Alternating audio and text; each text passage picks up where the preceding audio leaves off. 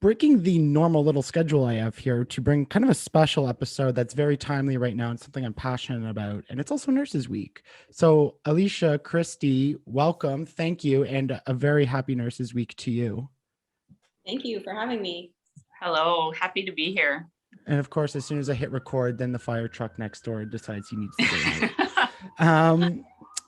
First of all, I will kind of get you to describe your jobs, but before we do that, I just want to ask, and I know it's a bit of a stupid question, but it's going to help facilitate the conversation that we're about to have. And Alicia, I'll start with you. How are you? How's the last year been? And especially from your perspective as a nurse.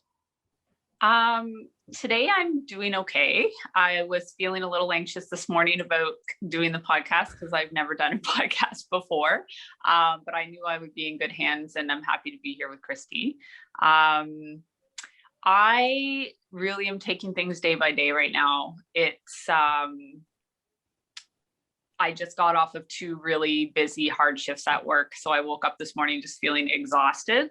But overall, I think I'm doing okay. Christie, and same question. How are you doing? I'm doing good. Just like Alicia, I just got off my set. So I think I'm on, what day of the week is it? I just remember now that I'm back on shift work. I'm on my 2nd or 3rd day off of my stretch of 5. And yeah, my set was busy, especially my last night.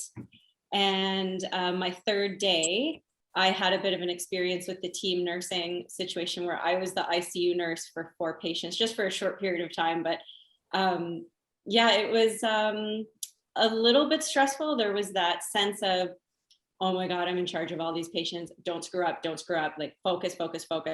And that I've always been focused at work, but the amount of responsibility really weighed on me this set. And yeah, it was heavy. I wasn't myself at work. I think I'm usually pretty outgoing and loud and, joke around a little bit. And I had my serious face on this set. And I think anyone working with me would tell you the same. So I mentioned it a long time ago on this podcast, but I haven't really talked about it. My mom was a nurse for most of my life until very recently and worked in care. And I don't know, but I have a sense of how difficult and how stressful and how emotionally draining a job like this can be. And I'm going to let you both explain that. But, we also talked to Casey, who I think you both know, or Christie, you at least know, my friend Holly, who's also been on the show as a nurse. So the past couple of months, I've been having a lot of discussions with them about, what's going on in the life of the hospital, because I think there is sort of a disconnect where we're at right now in this pandemic, where there's a lot of talk about lockdown. There's a lot of talk about, businesses and hospitals and ICUs. And a lot of people don't really understand what that means because we've just been hearing about it, but there's been no human connection with what's actually happening in the hospitals. So that is a big reason why I want to have you on today. Now, Alicia, you are an ICU nurse. That's correct. So I am. Can you describe what your job is when it comes to being an ICU nurse and maybe how that differs from other nurses or like other floors and other units?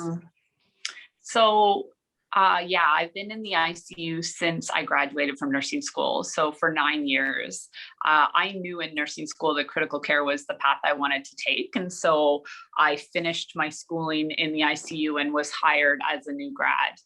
And to be an ICU nurse, you go through sort of a special training, a special orientation, which in our unit takes about 3 months. So you've got extra sort of textbook classroom learning, as well as sort of a lot of buddy shifts and hands-on learning. So it's definitely a very specialized area of nursing. And to be honest, it took me probably a solid 2 years in the ICU before I felt really comfortable there. And all that to say, there are still shifts where I'm very much out of my comfort zone. So as an ICU nurse, you literally are responsible for somebody's life. Patients that are in the ICU are there because they're very sick. And Of course, we have an amazing team in the ICU, doctors and respiratory therapists, physiotherapists, dietitians. There's a huge team in the ICU. But as the nurse, you're the person that's there with the patient at the bedside for 12 hours. And so it really carries a huge weight of responsibility, knowing that you're kind of responsible for this person's life. And that, yeah, that's, it can be really heavy. It's, you know, of course, there can be a lot of levity at the bedside too, right? I work with a lot of really amazing people, and it's not all doom and gloom all the time, because of course you have to have, you know, coping mechanisms just to get through your day. But in general, it's a really serious job. And most of the time it's really busy too. So when you have a really sick patient, you're going for 12 hours. My last 2 shifts, I, you know, didn't get my dinner breaks. I can probably count on one hand the amount of minutes I sat down in 12 hours. It's just really busy, and it can be really hard to let it go. At the end of the day, it can be really hard to come home and try to just like move past that shift that you just had. Yeah, I mean, you're surrounded by, just when you think about the pandemic in general and the stress that it has created for everybody, and how people have reacted and felt different about things of just, you know, being at home or not going in the office or not being able to see people. Different things have really stressed people out. Now, when we go into your role, and the amount of stress and pressure and everything that's happening, the like you said, that weight, like that stress is almost tenfold in certain cases. How has the role really changed, if at all, when it's come to this pandemic? Because when we're in the news, like ICU has been stressed, right? That's what my understanding, what we're trying to prevent is having the ICUs become overrun and then into like a triage situation where we're having to make decisions on care. How has it really changed with this pandemic for you anyway, in your experience? So it's interesting because, you know, we're used to taking care of critically ill patients, right? That's the job. And so we're used to having really sick patients and working in a stressful environment. I think that what COVID has kind of brought to the table is a huge amount of uncertainty. If I was going to sort of characterize the last year for me as a nurse, that's the word I would use, is uncertainty. Because at the beginning of the pandemic, you know, management, educators in the unit were preparing for sort of the surge in patients, and we had all these plans in place. And in Ottawa, it took a full year to have to put those plans into action. And so every time we sort of went through a wave, it was just this uncertainty of like, how bad is it going to get? Is this going to be the time that we are really maxed out and have to put those plans into place? And it didn't happen. And so then I think we got to a point where we were sort of thinking that we might have got through it. And then all of a sudden this third wave comes. And I think we realized really that the mood in the unit changed really quickly at the beginning of the third wave. And I think everyone knew, okay, this is it, it's coming. And seeing the case counts go up in Ontario, and then starting to, for me, when it got really serious was when they started to announce that we were going to get patients from other areas. Because even if, you know, Ottawa had its numbers under control, knowing that we're going to start to get patients from the GTA and stuff, that was really stressful. And it's just really crazy. Like I had a conversation with one of the ICU doctors yesterday about, you know, when has there ever been a time when you could walk through our unit and it's just the same disease? You know what I mean? That's never happened before. It's just COVID. Everybody's really sick. Like that's just, it's a once in a lifetime experience for me and for most of the people that I work with. Christie, now you aren't, to my understanding, correct me if I'm wrong, but you weren't an ICU nurse. You worked on another unit, and you mentioned kind of right off the top that you were always in charge of an ICU unit. So what were you doing before, and how has this pandemic changed your role? So I worked in the ICU actually for Okay. 5 years. So I was an ICU nurse, and then I left there, and I'm now what you call an NSWAC. So I'm a nurse that specializes in wounds, ostomies, and continence. So I am a team of 4 in total between the civic and the general. So we have a small team, and we do consult nursing. So I get consults for patients, and I implement a plan to heal wounds, and I do discharge teaching for patients who have new stomas. So that's what I do now. But I did work in the ICU, and I left, I think, just 3 years ago. Okay.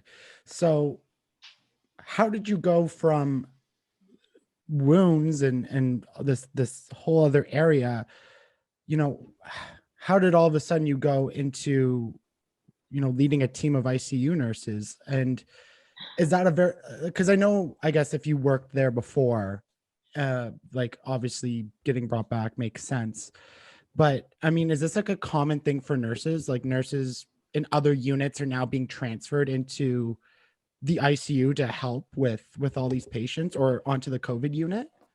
From my understanding, I mean, at least from my time at the Ottawa Hospital, this has never happened before.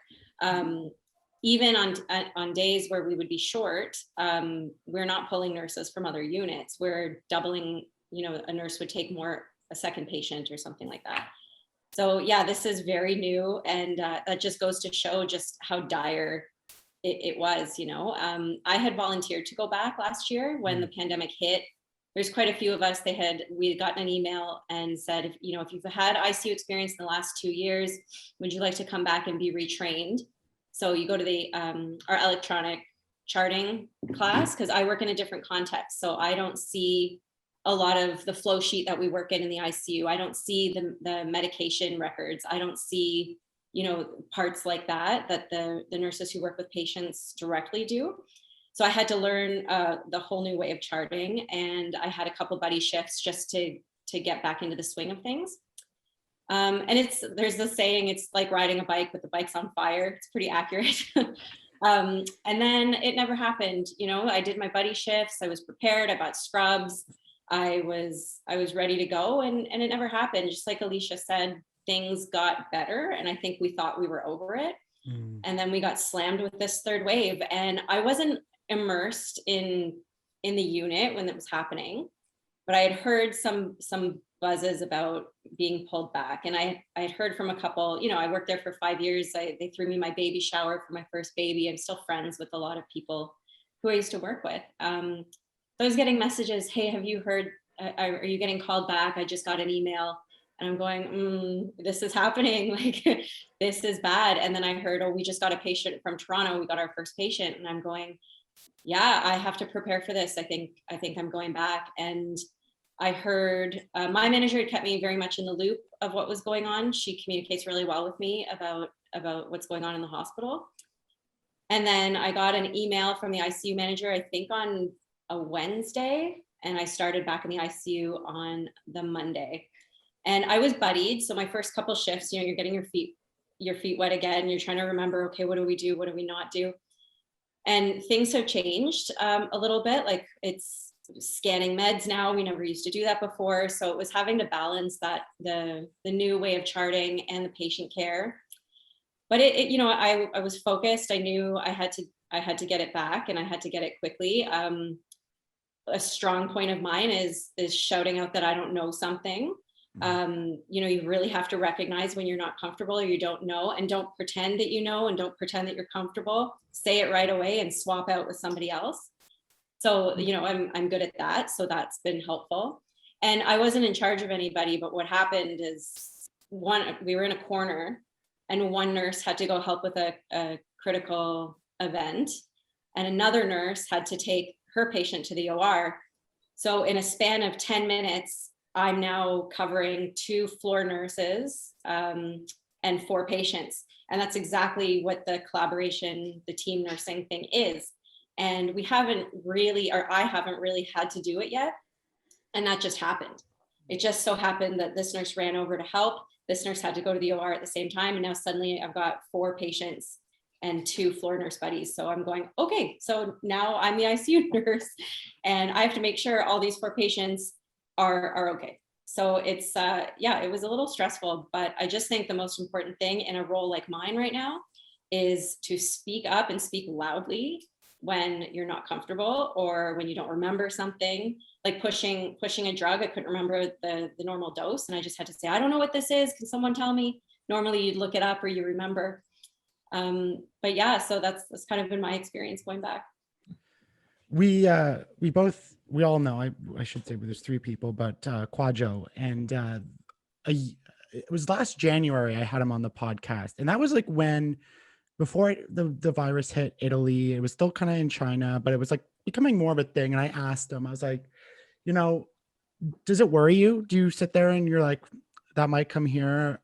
Does it worry you? And he kind of said there's no point of worrying about it. And he's like, if it happens, it happens and we'll be ready. And then it's funny when I go back and listen to that, or I hear it and where we're at now, I was like, wow. I would like, if you can, because I know it's like, it could be heavy and bring up certain emotions, but whatever you're comfortable sharing with. When we talk about this virus and what it's doing to people, I got attacked by anti-vaxxers and maskers a couple of weeks ago on TikTok because I was excited for my vaccine. And, it's the common talking points. Well, it's a 90% survival rate, blah, blah, blah, whatever they say. Can you take us into a little bit about what this virus is doing to people while they're in the hospital, in these ICUs? Because I don't think we humanize it enough, and we treat this like statistics. Like we're like, oh, look, only 5 people died in 100 cases. Not bad, everybody. High fives all around. When it's still, you just lost 5 people. We take away that human element of it. So, Alicia, I'll start with you. What are some of the experiences you've seen with this virus, with people who have reached the ICU? What's it like? It keeps me up at night worrying that it could be me or my family members. That's for sure. It's terrible. I actually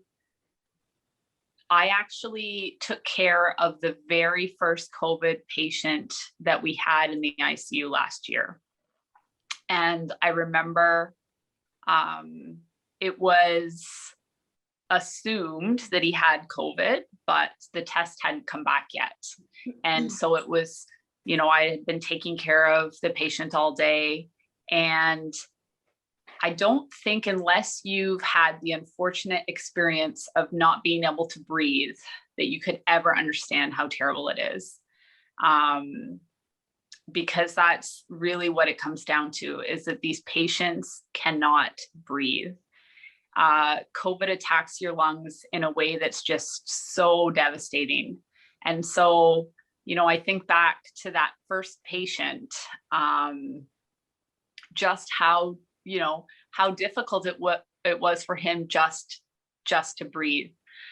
He couldn't talk because it was too difficult to talk. It took too much energy to talk. He couldn't get up to go to the bathroom because it was too hard for him just to take a few steps to the bathroom. When you can't even turn yourself over in bed by yourself because you're so out of breath, like that's what it does. So in that case, that was a patient who was awake and was, not requiring intubation. I would say a majority of the patients that come to the ICU with COVID are there because they need a breathing tube. And so these patients are intubated, they have a breathing tube put in, and they're attached to a ventilator. And we have to take over more or less their entire bodily function. So the sickest COVID patients are sedated. So we put them on all sorts of IV medications just to knock them out. And we paralyze them. So we give them IV medications that paralyze them so that the ventilator can just take over all the work of breathing for them. And the thing that I think about a lot with these patients is like, of course, you know, we sedate them to the point that, you know, they're not conscious. You know, there's no response from them. But when somebody's paralyzed, it's really hard to know, like the thoughts always creep into my mind, like, you know, can this patient hear me? What is this patient thinking? What's going on in this patient's brain right now? Because obviously we don't know that. And as much, you know, sedation and narcotics and different medications as we give people, I'm always wondering, like, what if they're thinking, if they're dreaming. I know that sounds really strange, but it's just, yeah, they're so sick. And so, you know, right now in the ICU, we've actually brought back some equipment that hasn't been used for years. These machines are called high frequency oscillators, and they are normally used on babies. And it's just a machine that we rarely see it. I think in my 9 years, I'd seen it used once before in the ICU, and now we have 2 of them on the unit. And it's a machine that gives, like, it can give up to 600 breaths a minute. Like, it's just impossible to even imagine unless you see this thing in action. And we're doing these things to try to save these people. We often prone patients that have COVID, so we lay them on their stomach, and that helps kind of with like the oxygenation in their lungs. And that's, you know, it's a difficult process. It's funny, I was just thinking yesterday as we were proning my patient, before COVID, it was a big deal to prone a patient, right? Like it rarely happened. I can count on one hand how many times I'd seen it happen in 9 years. And it was like a really big deal, and everybody would be nervous about doing it, and it would take a lot to get it done. Now we have a proning team and they literally just go through the unit and prone all the patients, and they are so fast and they're so efficient, and we've gotten so good at it. And that makes me really sad that this is a skill that we have perfected. Because again, it's like, it's the thing that we do when, there's not much left to do. And we are fighting really hard for these patients in the unit. We've learned a lot about COVID in the last year. So the team has a really great idea about like what we can do to give these patients kind of the best chance. But yeah, they're really sick. And the other thing I often wonder about is, what, for the patients that survive, what's their quality of life going to be? What's their lung function going to be like after this? I hope that these patients pull through. But then I really think about like, what's their quality of life going to be? And even for patients that don't end up in the ICU, one of the things that worries me the most is like the stories that we're hearing about, patients that, people that had COVID and had mild symptoms, but then a year later still are out of breath walking up a flight of stairs, still aren't back to work and are having these like long-term kind of side effects. Mm-hmm. Yeah, long COVID is a big issue. And there's actually a study, and I don't have it, so I don't want to quote the number, but it was like the people that end up in the ICU, like the suicide rate is way up.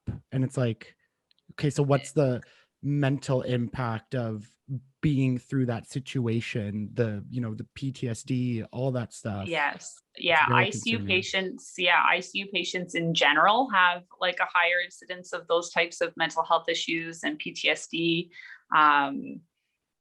And yeah, we're seeing a lot of patients in the ICU right now. So that's something that should be thought about long-term. Mm-hmm.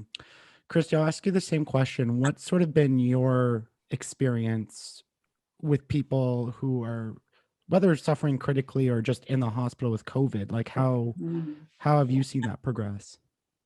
Well, I have a bit of a broad range of seeing what's going on in the hospital as well. Like when they're coming into the ICU, I haven't had any awake patients since I've been back. They've all been, just like Alicia said, sedated and paralyzed. And the amount of people who are on the exact same thing is really bizarre. The whole unit is very bizarre. And I think that's like the only way I can describe it. I've never mixed so much paralytics in my career in 5 years that I worked there. I mean, you use it, but it's not the norm. And for the COVID patients, it's the norm. It's, yeah, it's very, very bizarre. Seeing patients prone, and like a lot of them prone, is also very bizarre. I remember when I was training, the educator said, we'll talk about this, but you probably won't see it. And they were right until COVID. And now it's everybody. And we're proning these patients like clockwork now. It's smooth. And it is really sad. You know, you're happy that it went off without a hitch and they're prone, but then you just can't do the care and the stuff you want to do as a meticulous, detailed OCD ICU nurse when they're upside down. And, you know, I want to wash their hair, and I want to label all my lines, and I want to do all these things. And you can't, because there's no time. You have to prioritize and triage your patients and triage your day and triage your tasks. And that for me is hard going back to, because I work in a routine kind of way. You know, I make sure my assessment's done. I make sure my meds are in. I check all my lines. You do your safety checks. And it's just not, you just can't do all those things anymore when they're on their stomach. And, you know, it used to be able to just grab a buddy to turn your patients so that they're not getting pressure sores. And you can't do that anymore. You have to wait for RTs, and you have to wait for 4 people to turn them. And it's, I've had a hard time not being able to give the care that I want to. And because you just can't. And it's also, the patients are so delicate, I'm finding. You know, you, like someone the other day, I was doing just facial care, you know, just washing his face, and his pressure tanked just from bothering him that small amount. So that's hard. And it's going to, I think people don't understand either how long it's going to take to decompress the hospitals. So they don't just wake up in ICU and go home, right? Like they're looking at potentially months of rehab. And is there a rehab bed? The rehab's probably all full of COVID patients, not to mention all the other patients who need rehab. And then the floors get backlogged, and the floors are backlogged, but we're also taking their nurses. So they're backlogged with less nurses. So, you know, the whole healthcare system is taking a hit right now. And, you know, I'm seeing it in the ICU, but I'm also seeing it in the floors and at the rehab center. So it's really concerning. Thank you for bringing it up, because you're right. Anyone who's not a part of it, we have no concept of what is going on. And that's what really frustrates me about people, you know, again, with that 98% survival rate, how many things are now a part of this. Like we have where they're not scheduling surgeries, or people maybe not be going into the hospital to get checkups. And, you know, cancer was up, I think, after the last wave. And, you know, there's just all these repercussions because when we never planned this out, we never expected this to happen and never accordingly planned.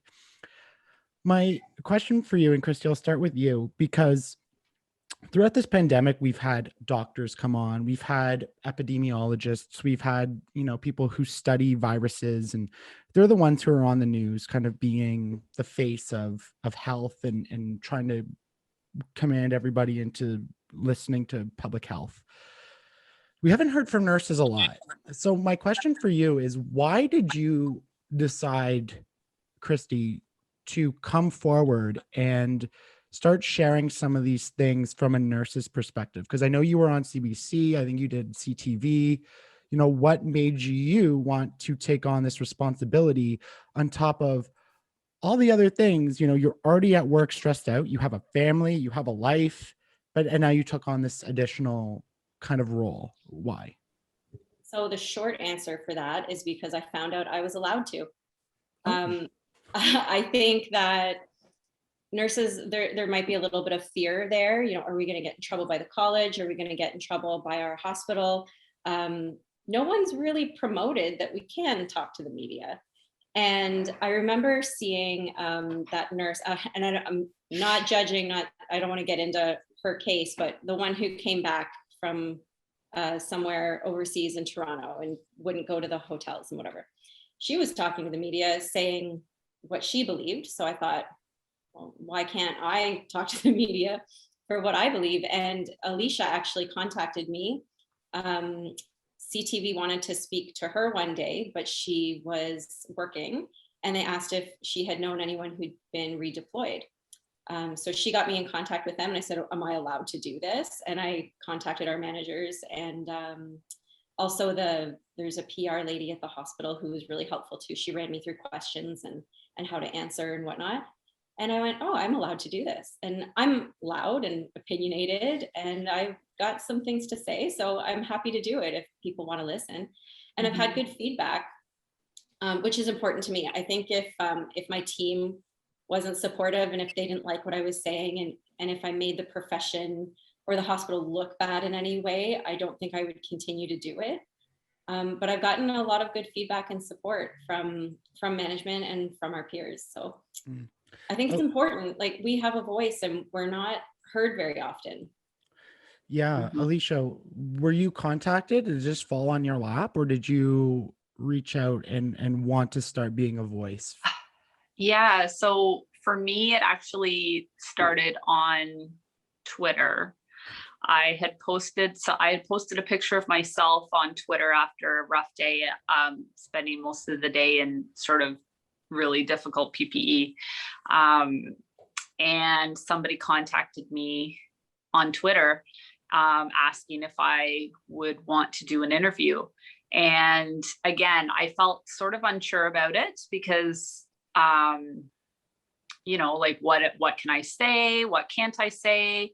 This is a really difficult time, and I want to share my experience, but I also don't want to get in sort of any hot water with the hospital or stuff like that. And so the same thing, I reached out to my managers, and I spoke with the PR lady from the hospital, and got their blessing to go ahead and do those interviews. And it's funny that once you do one interview, they all just kind of keep coming, which I was really surprised by, because I thought, you've heard me talk, but I was happy to do it. And the overwhelming kind of response from the people I work with has been thanks for being a voice for us. Not everybody is comfortable, obviously, talking. And so, and I wouldn't say that I'm comfortable with it. I still feel anxious, and I always feel anxious doing it, but I just feel like somebody has to do it. And so if that's got to be me right now, then that's a role that I'm happy to take, because I think oftentimes nurses' voices are not the ones that we're hearing. And right now, nurses are struggling, and it's going to be the effects of this pandemic. I don't think we're even going to know how this is going to affect nursing for years to come, because right now we're still in the thick of it, and nurses are a very committed bunch, and we tend to be very loyal to the places we work for. And so I think right now a lot of people are kind of head down, get through it. And so we'll see kind of when this is all over, how many people leave the profession, leave the bedside for different areas of nursing, and there's a lot of issues that we could talk about, just as far as the government and things like that, the support that nurses need, and the recognition. That is probably a whole other podcast. Yeah. But I like to think that just having nurses' voices out there can kind of edge that needle along a little bit in a positive direction. I know my mom left the profession because of the absolute disaster that is long-term care. And she would tell me all the things that happen, and I'm just like, Jesus. And this is before the pandemic. The pandemic. So, but I think about the conversations I've had with my friends who are nurses, and they're my friends. They've also been guests on the podcast, but they know they can be blunt and honest with me without and I'll be like, oh, can I tweet this and start some shit? And they're like, oh, probably not. But so I really sympathize with what's going on. And I always say, like, I wish I could do more, because, working in media and on the radio station side, and going back to last spring, where everyone's like clapping for you. And I'm sure that was nice. It's like, oh, lovely. And now we're a year later, and the government, and you don't have to agree with me, I'll just say it, the government and people are just basically throwing dirt in your face. And I joke with them, I'm like, well, they clap for you. What more could you want? And how that disrespect goes. I'm curious, and I'm going to ask you both the same question. What are you advocating for? Like, why is it so important to get this nurse's perspective out there? What are the specific points that you really want people to understand and to know? And Christie, I'll start with you. So I think it started as I wanted to speak up with how bad things were in the hospital and the ICU. I mean, I say the hospital as a whole because, again, it's true, and I see that perspective. And I wanted people to, take lockdown seriously, take the recommendations seriously, and try and relay what's happening in the hospital so people would maybe get a better idea. That's how it started.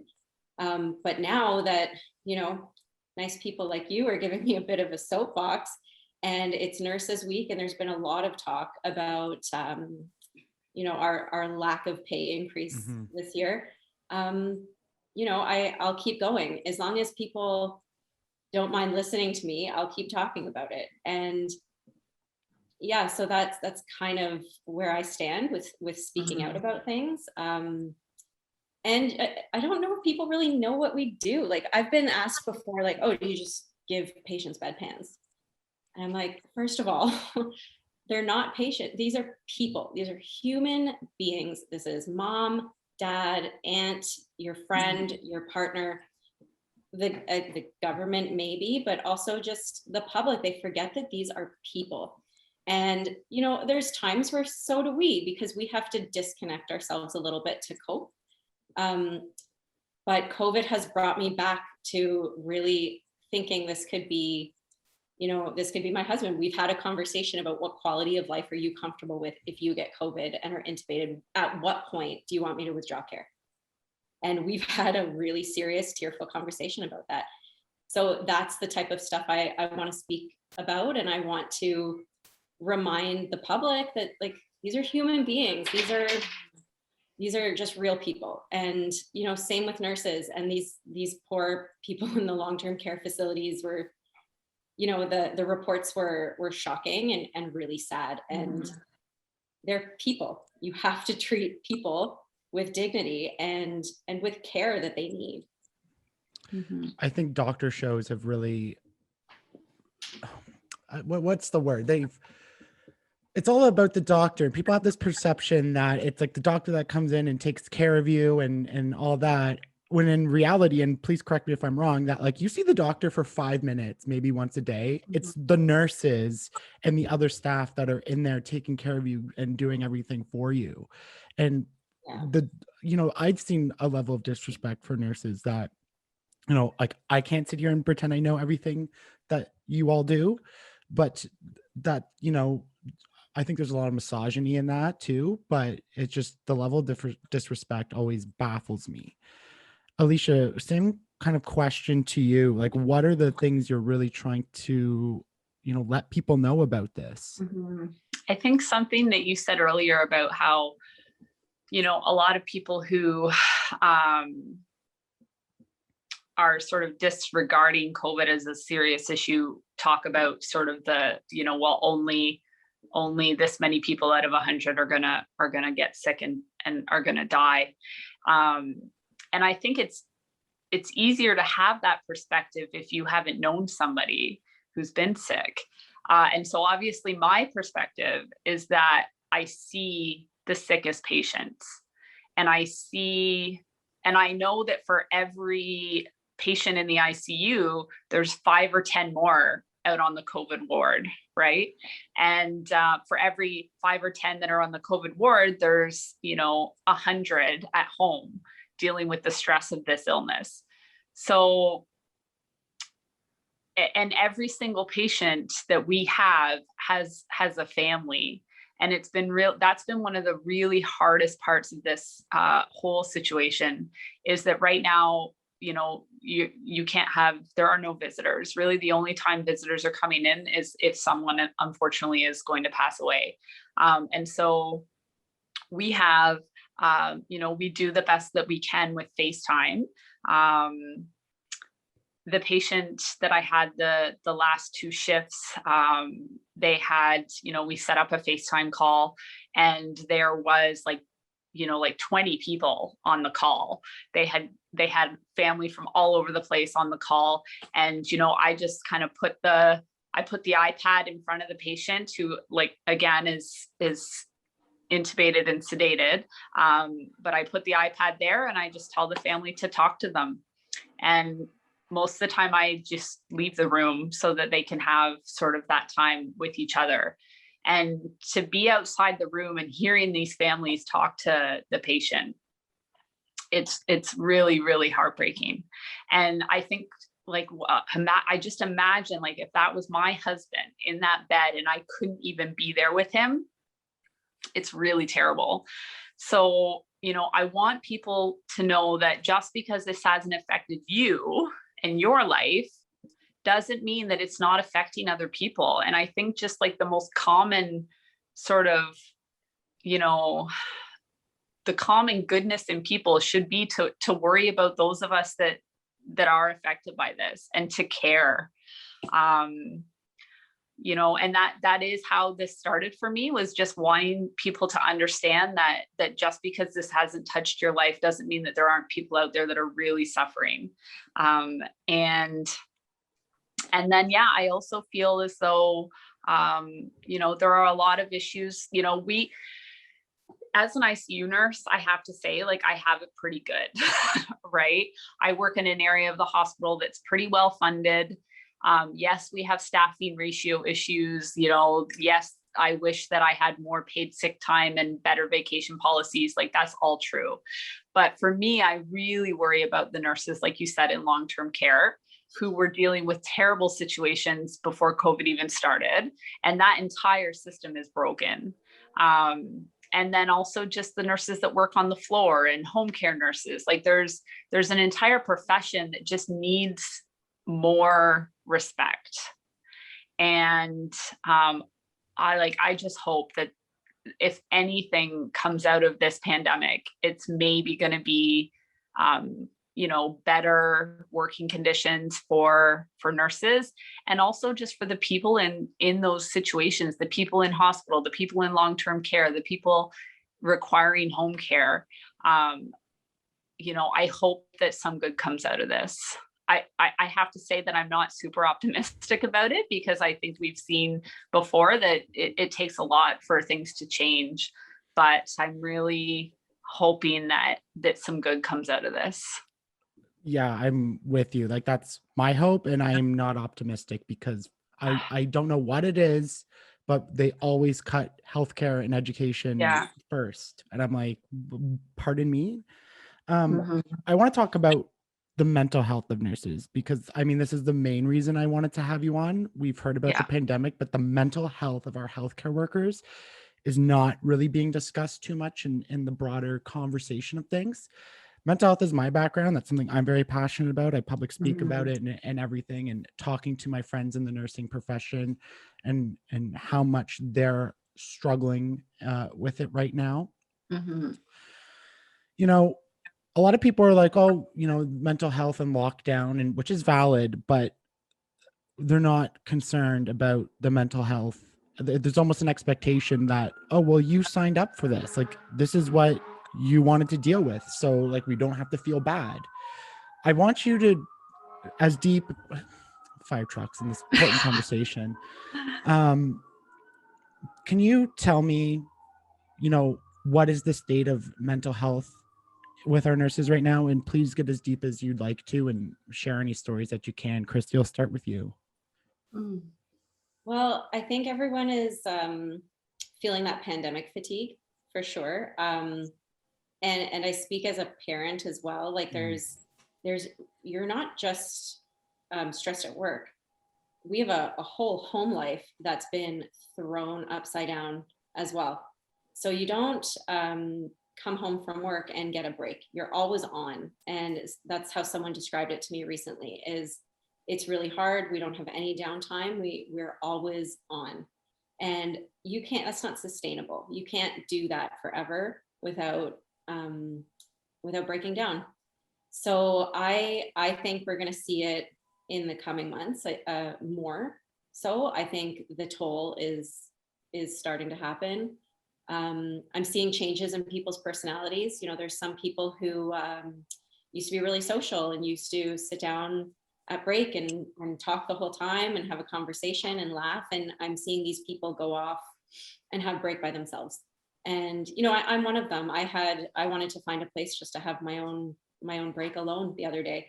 And I'm that person. I used to want to be in the break room with everybody and chat. Mm-hmm. So you're seeing small changes in people, especially if you've known them and worked with them for a long time. You can tell that there's a change.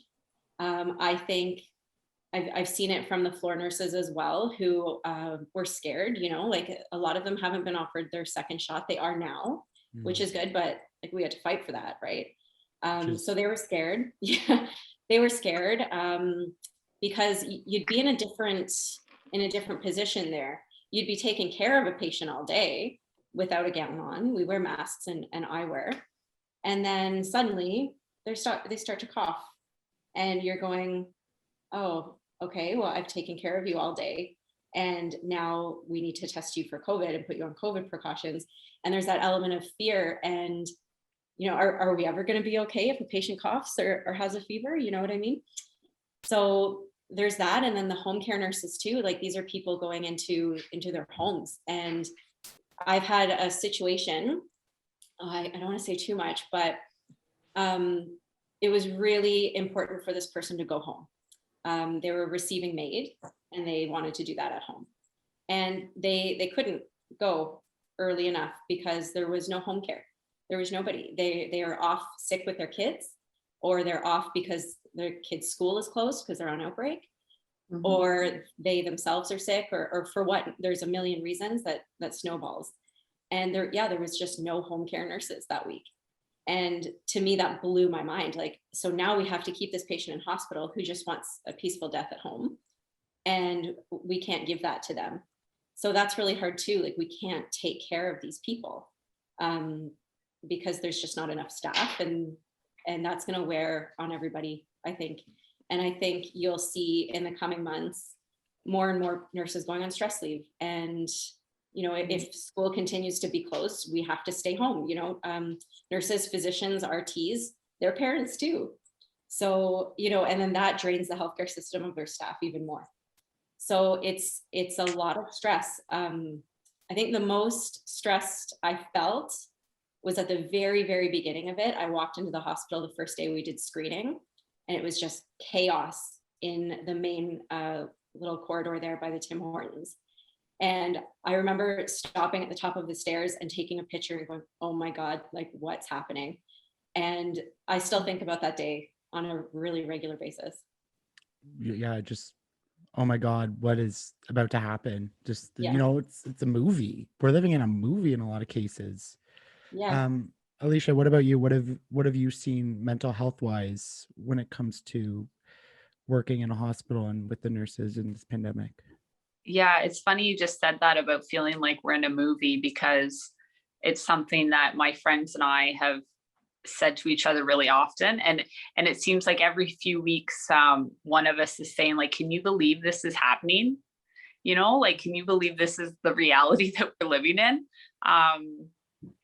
So I've definitely struggled this past year with my own mental health.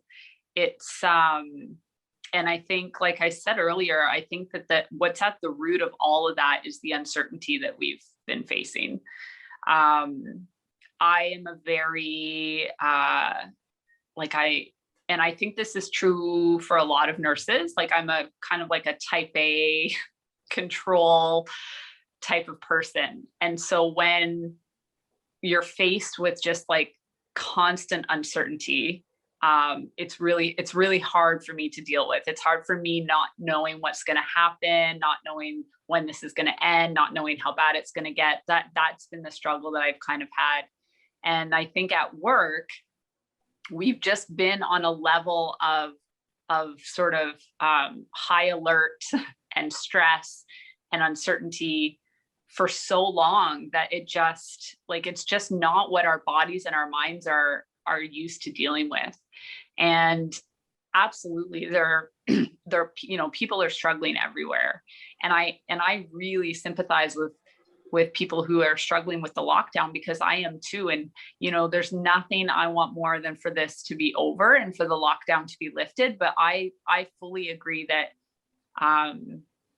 that we shouldn't end the lockdown next week. I think it should be put in place for another few weeks. And I hope that that's what's, going to be announced today, just because I know that if we end the lockdown too early, there's a chance that we're going to have a fourth wave. And I cannot even go there in my brain right now. I cannot even imagine. So, the lockdown has been hard. I think that the things that we normally do to take care of ourselves have been taken away from us, right? Especially like the social part of it. It's been so isolating.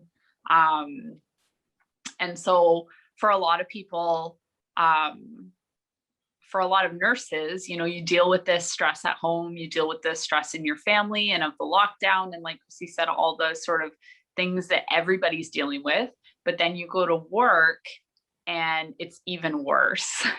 Work is not an escape. It's not a relief. It's not sort of a change of scenery. It's just, it's all the COVID things, only even worse.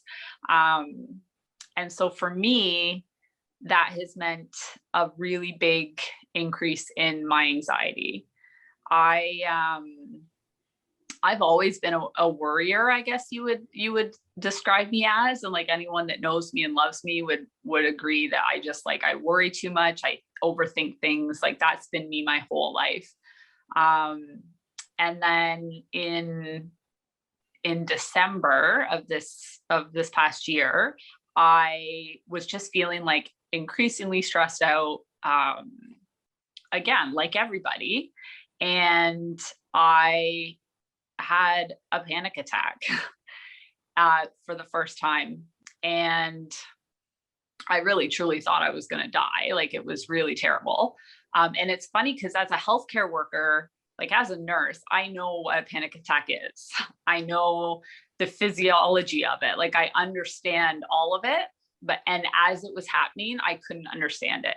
Do you know what I mean? Like to be in it for the first time, I was just like certain that this was it. And that knocked me out for like a good 6 weeks. So I was off work, and that in itself came with like a huge amount of guilt. Mm. And so it's funny, like I called in sick, like it was really obvious I wasn't going to be able to go to work that week. So I called in sick, and then the next week I called in sick again. And then I realized, okay, I need to talk to my manager about this. And, at the time she was very supportive and understanding. So I'm thankful for that. And at that time I said, I just need to not come to work for a little bit. And I felt so guilty. I ended up, getting some help as far as therapy goes. And I ended up on medication for the first time in my life. And, those combinations of things got me to the point where I could go back to work.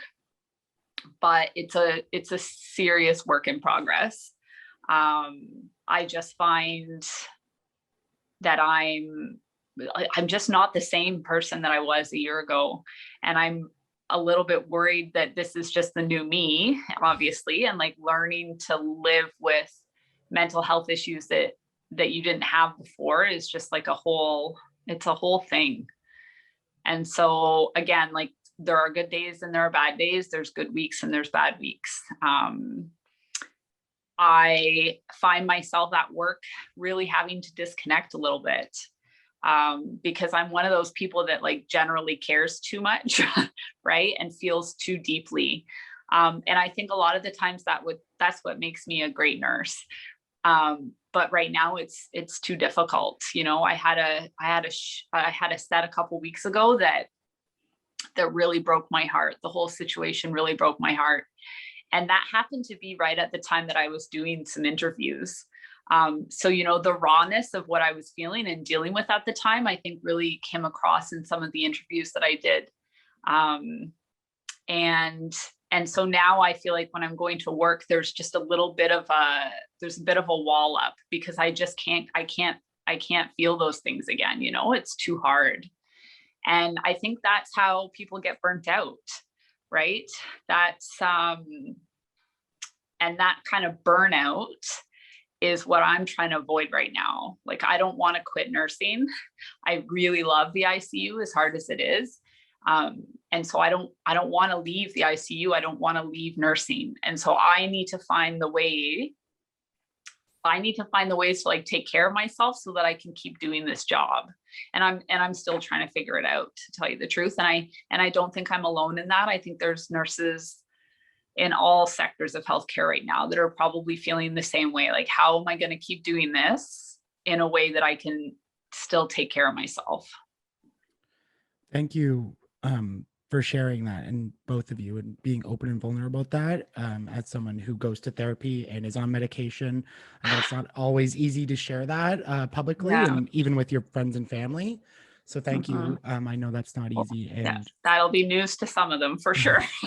Brings a lot of perspective. And I think the thing that hit me most from both of you, that like, you're not the same person you were a year ago, and that breaks my heart to see people who, you know, have behavior changes, and what are the effects going to be, like you said, like 6 months from now, a year, 5 years, 10 years, you know, what are going to be the ramifications for people who have really been on the front lines of this moving forward. Like, that is very concerning to me. I know you both have to go. You're both parents, both very busy, and this is your days off, so I don't want to take too much. It's beautiful out. And I was going to ask you about anti-maskers and vaxxers, but we'll skip that because I don't want to give them any time for being dumb. I'll ask you about the same question. As a public, we are not the government, so I cannot give you more money, unfortunately. But as the public, what can we do more of, if anything, to support our nurses through this time? And I'll start, Christie, with you. Well, I'm glad you asked that, because I wanted to touch on something you said earlier about the clapping. We appreciate the clapping. You know, I don't want it to sound like it didn't mean anything. It did. It was nice to know we were being thought of. But that's nice you thought of us, but just don't forget about us, I think. You know, the pandemic will end eventually. The problems in nursing are still going to be there. I don't think that they're going to get fixed. So, you know, the cookies, the food, the drawings, and the clapping, all of that is great, and we appreciate it. But what we really want is for you to vote and pay attention in the next election. And, you know, the threats that they make against the nursing profession are real, and they do it, and they follow through on it. The amount of cuts we've had are enormous, and the amount of cuts that we'll have after the pandemic hasn't been cheap. You know, this money didn't come out of thin air. It came from the government, and they're going to want it back. So I have no doubt that we'll have a lot of cuts, you know, when all this is over. And just pay attention, you know, pay attention to the news, pay attention to what's going on. You know, listen to us. Don't forget about us when the pandemic is over. We've been going through this for as long as I can remember, and it will continue unless, you know, the people continue to support us and to support our profession and to lobby our government for it. Alicia, anything you'd like to add, follow up on with that? Yeah, I think Christie's right. There's absolutely, like, we do feel that support that comes from the community, and it does help. It does make us feel a little bit better, you know, in all those little ways that we see support from the community. But there's, you know, absolutely. The only way that things change is, people putting pressure on the people in power. And so absolutely, right now our union is fighting for a change in a bill which has capped nurses' salaries at 1% in Ontario. And, our union is fighting to have us exempt from that. Because firefighters and police officers are exempt from that bill. And I think that nurses deserve to be exempt from it too. And so, there are issues like that face our profession all the time. And, just being aware of the things that are going on and lobbying again, like even just your local politicians, I think is something that can change. For me though, also one of the most important things is just to listen to the professionals, listen to the scientists and public health. They're this is not a conspiracy. These, nursing is it really is a science-based profession. And so I trust and I believe the people in Ontario who are trying to make the best decisions for our province. And just try to listen and respect those policies and, do the little things that you can to try to make this pandemic come to an end. Because as hard as it's been for everybody, it's certainly been really hard for nurses and for other people that work in healthcare. And the only way that it is going to end is if people get their vaccine and people continue to, wear masks and sort of all those small individual actions, they do add up. Yeah, unfortunately, my politician that is in my riding is Randy Hillier, so I can't really do much with that.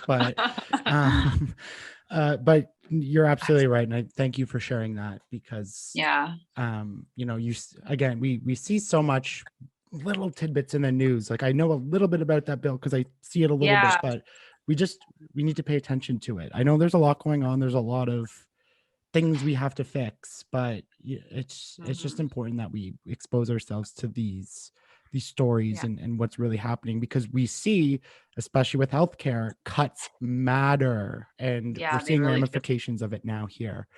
So thank you both for this lovely conversation. I know nursing is a big part of your life, but it's not the only thing that you do. I'm sure you have lots of fun hobbies and everything. So I don't know if you want to plug your social medias, if you have a website, side hustle, whatever it is. Christie, did you want to give a little plug for anything? Yeah, I started my Instagram blog in January to kind of get away from COVID and to focus on, some health and wellness stuff. I was inspired by, our friend Quad that we've talked about. Mm-hmm. And I really enjoy it. It takes the stress away. So that's at _mom_ on Instagram. So if you're looking for some funny videos of my kids doing dumb stuff and some motivation to get back in shape, feel free to give me a follow. Awesome. Alicia, any thing you want to plug? You know what? It's funny. I don't even now. I'm trying to remember my Twitter handle. So yeah, I've been on Twitter forever and have always just been a lurker. And so recently I've been more active on Twitter and I'm really enjoying it. The trolls haven't found me yet. So I think it's Ottawa ICURN. And I really love connecting with people on Twitter. I'm finding a lot of really sort of good support and just having great conversations with people. And it brought me to you, Ryan. So that's obviously a positive. And thanks so much for this podcast. I really hope that, if nothing else, people will learn a little bit about nursing and kind of what we do and how we're feeling. Yeah, well, it's my absolute pleasure. And I agree. Twitter has changed my life in so many ways. It's a dumpster fire. Absolutely. There's a lot of crap. But thankfully, the trolls haven't found me there either. They just find me on TikTok. So, but seriously, thank you both so much for this conversation and all the work you do. I know I and so many people appreciate it, and for all of you, you've had to give throughout this pandemic. So, for God's sake, I hope this ends soon for everybody and that you continue to stay healthy and, that your mindset can take you right through this. So I really appreciate it. Thank you. Thanks, Ryan. Where's the